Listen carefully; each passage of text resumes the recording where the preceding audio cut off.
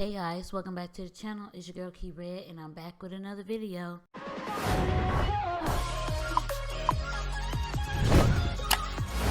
Today I am here with a tutorial video on how I make my thumbnails for The Sims 4. So normally I will go in game and pose the sim, but unfortunately you guys know at this time I still don't have a PC. So I'm just gonna tell you guys the process that I would go through and just show you really quickly. So I would go to Google and I would type in Sims 4 cast poses. And as you can see, there are already some links where you can go to download poses. Okay guys, so I clicked on a link and here are 3 poses right here that you guys it's just an example. So normally what I would do, I would hit download right here. You have to just go to wherever they tell you to go, and as you can see, it's used for in-game and cast, and then it also lets you know how to get that pose. For this pose pack, it says replaces the good and outgoing trait. So yeah, you would, click download, put it in your mods folder, then you would go in game, click on the good or outgoing trait, and your sim will start posing. Another thing that I want to show you guys really quickly, also for me personally, is much easier to get a solid cast background. So you could type in Sims 4 cast background, and then of course some options will pop up. So Catverse has some really great backgrounds, and I will link this down below in the description. Catverse and I think Annette Sims has some great backgrounds. But yeah, so you can like I said, personally, solid backgrounds are much easier to edit using your editing program. So she has plenty right here, so I will make sure to link this down below if you are looking for certain backgrounds. So a key thing to remember is that when you're downloading backgrounds, it's gonna download the whole folder, but it like she said, remember to only use one cast background at a time in your mods folder or it's not gonna work. So just keep that in mind, because if you guys put the whole folder in your mods folder and then you wonder why it's not showing up, that's why. You can only do one at a time, and if you get tired of that background, you can put something else in there. So yeah, that's normally the process I would go through. I will get my cast background that I like, I will get the sim, and then I will post the sim in cast. And another way to do it, if you guys don't want to deal with cast backgrounds, you guys can also just type in green screen. So basically you can make a green screen room. You can go in game, and as you guys can see, here's some pictures right here. I'm just going to show you real quickly. Yeah, so right here, people, you can either make a full room or just this wall. Get some sim and pose it, and so that would be different from cast poses. You would just type in Sims 4 poses, and there are all types of poses you can get, as you guys can see, and you guys can choose whatever background you want when you go into your editing program. Now, the moment y'all been waiting for, let's go to what I use to make my thumbnails. Alright guys, as you can see, we are on a site called photop.com, and as you can see right off the bat, it looks just like Photoshop. It's just the online version of Photoshop, and yes, it is free. So if you are just starting out or you just don't want to pay money period for any software, this is a great software to use in my opinion. I first heard about it when I was just looking up some editing programs that I can use for free. I know a lot of people use Pixlr or GIMP or what's it called, Canva or something like that, but I use this because I know I'm familiar with Photoshop, and this in a sense has Photoshop tendencies, and as you can see, they have different ways you can save your work. So we're gonna go ahead and click on new project, and make sure your width is set to 1280 by 720 because YouTube thumbnails are 780 by 1220. And for the title of this, to help me find it later, I'm just gonna name it tutorial thumbnail. And then you can either keep the background as white or transparent. So I'm just gonna click transparent. I usually keep it as white because I replace it anyway. And then you're gonna hit create.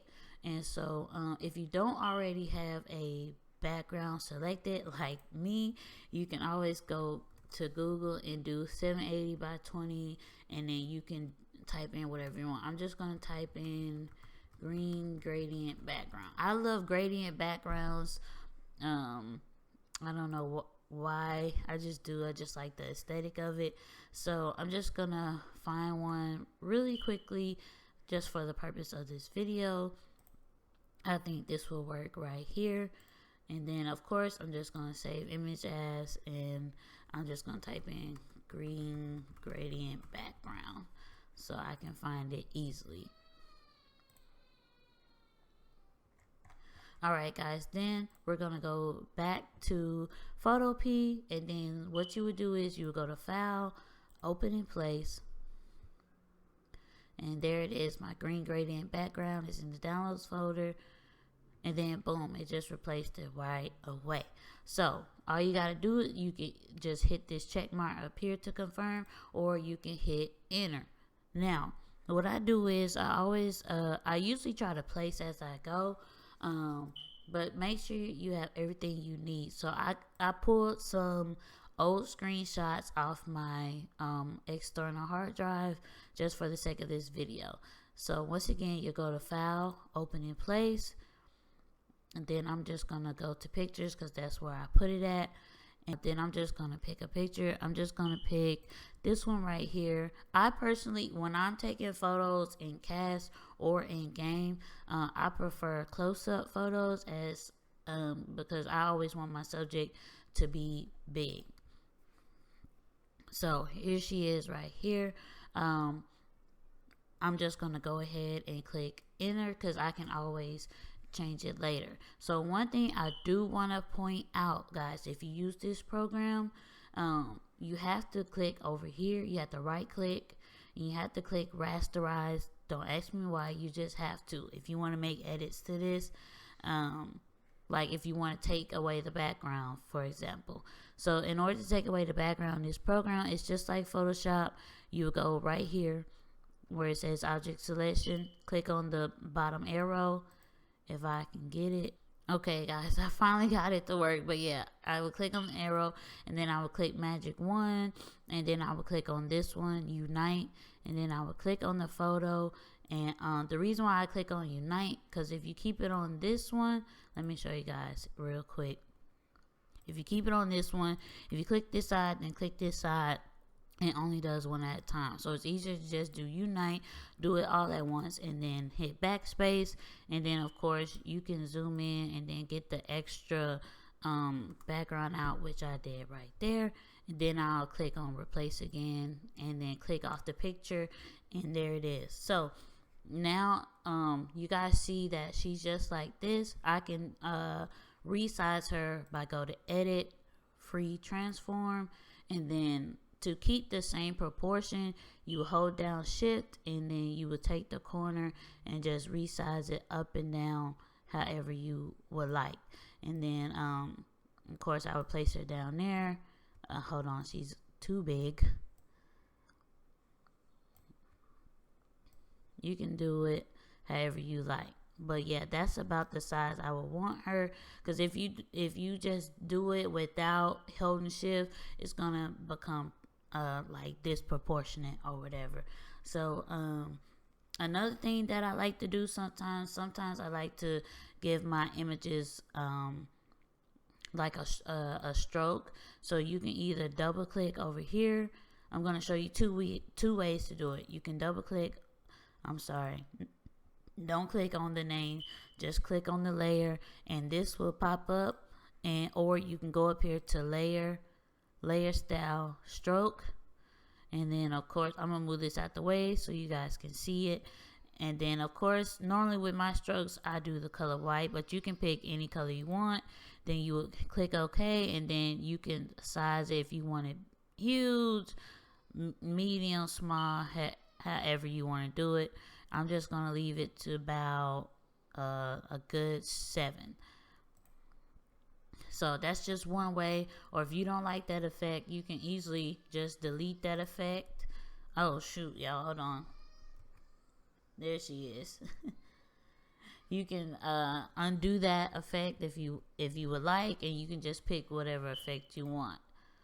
And so I'm just gonna, I think I want to do a outer glow. I think that's what it is. Is it outer glow or is it drop shadow? Yeah, you can do drop shadow. I like that drop shadow. That looks good to me, like that. But yeah, if you do an outer glow, you know, you can size it how you want to. Hold on, let me take out drop shadow so you guys can see.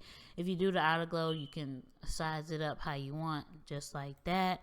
I mean, you can do whatever you want. You can even do the drop shadow if you want to.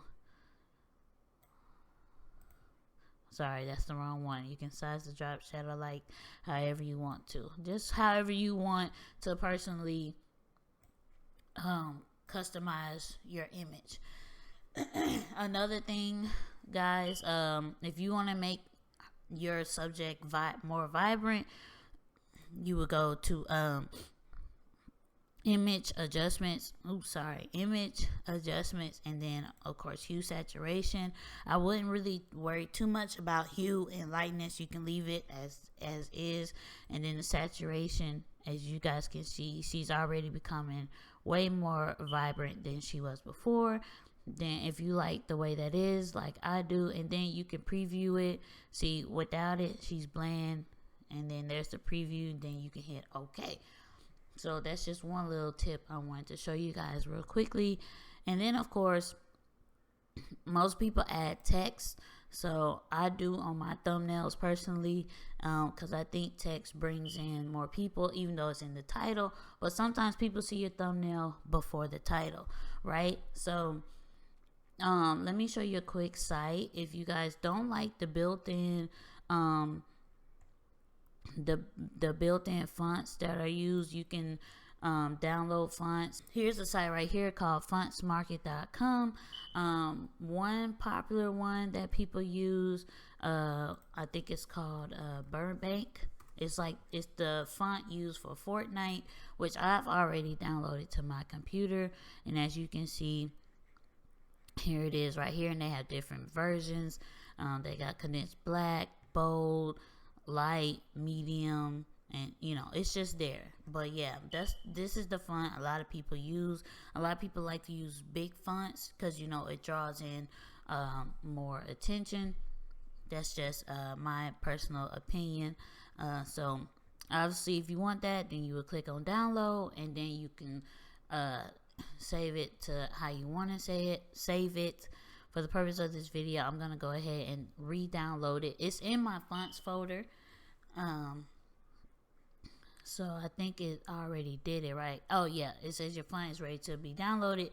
Then you would just click I'm not a robot and then download. Alright, and as you guys can see, it's downloaded right here. And then, you know, to check where it is, you can just click on the dots and click show one folder, and boom, it's right there in my downloads. So I'm back at my editor, and then you can click load font right here if you would like to, and then just go back to where it is, and then it will say load whatever font it is next time you're in Photopea, and then you'll click OK, and it says it is loaded. So let's double check to see if it's there. If not, that's okay. I think it means like next time I load it up. But for the purpose of this video, I'm just gonna show you guys the font I use that I really like with this program. It's called Comica, and they have different kinds. I like to use the one that says title because it's big. You can use any one of these titles: wide, paint, axis, whatever. I'm just going to use paint. I've never used the paint one personally. So the default size for any of the fonts is 24. I'm just going to size that up some, and I'm going to change my color to white for now. And then you'll click here, and then it'll say that it's loaded. and you should be able to start typing. There it is. Now it says that it's loaded. So this is called how I make my thumbnails. So I can either do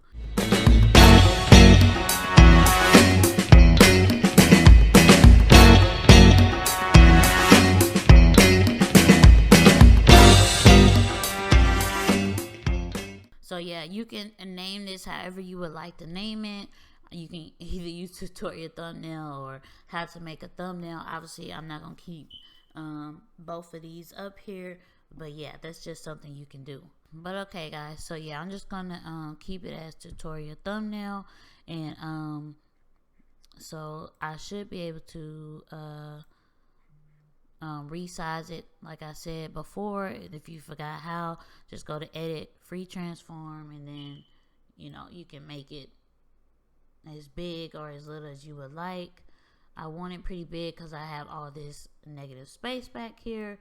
So and then I'm just gonna move that, and then let me move this down some. Let me go back to the move tool, obviously. And then do that free transform once again. You just want to kind of fill up the negative space, you know what I'm saying? Unless you have more stuff you want to put on here, then that's fine. But yeah, I'm gonna bring this down a little bit, and then you can even play around with it. You can warp the text. You can just do whatever you would like to do. So normally what I would do is I would do a stroke like I showed you guys before. And I don't know, I just like strokes. And then obviously I would change the color of that. Probably I try to stick, when I do strokes, I can't talk, I try to stick with some type of theme. So since this thumbnail obviously has green going on, I'm just gonna stick with green. And I'm probably gonna make this bigger like that. And another thing you can do that I want to show you guys quickly before I forget, you can, if you don't remember exactly how you did one thing, you can right click and then layer style. You can copy it, and then of course I'm gonna right click on tutorial, layer style, paste, and then boom, it's right there. So yeah, so tutorial thumbnails. Now some people might just put everything on here and then place it how they want to. And so another thing that I like to do, because I just think it makes it look good, I go down to, where's my shape tool? Right here. I go down to the rectangle, and then like just to make a border. So I'm gonna make a border real quickly, about right there. And as you can see, it's covering everything, but that's okay. You would just go up here to fill, and then you would click the X, and then I would like a stroke, so I'm just gonna do white, or you can do a gradient color, and then pick what gradient color you want. But no, I want to keep it as white. And then of course I would resize it to however big or small that I would like it. I think that's good right there. And of course, so now it looks like that. But I want my subject to be in front of it. So obviously I would, let me minimize that. I would put it under her. There. Now it's under my words. It's under her. And that's pretty much it, guys. Those are just the basics. If you're really great at Photoshop, you do all the fancy stuff. I haven't learned all the fancy stuff or whatever, but that's okay. One day I will maybe learn how to do all that. But yeah, guys, you can just take a look around. So guys, once you're finished with your thumbnail, if you're satisfied with it, or if you're not satisfied with it, you can save it as a PSD, and that way you can come back to it later. And as you can see, it's saving down there. But and you save it as a PSD, that way you can come back and make edits to whatever you would like to edit. And then but once you're finalized, once you're happy, you will go to File, Export As, and then PNG, and then of course you will hit Save. And then it'll save, and then you'll just upload it. But yeah, guys, that pretty much wrapped up this video of how I made my thumbnails. Obviously, if I was making some other type of thumbnail, then I would add other things like some icons or whatever. But yeah, guys, let me know if you found this video helpful. I hope you did. Please leave a drop a like, because it lets me know that you guys like this type of video. Comment down below your thoughts, or let me know what editing program, photo editing program you use. Let me know if you've heard of this program. But other than that, I hope you guys enjoyed this video, and I love you guys. Always remember to be you, do you, and stay true. And I'll see you guys in my next video. Bye, guys.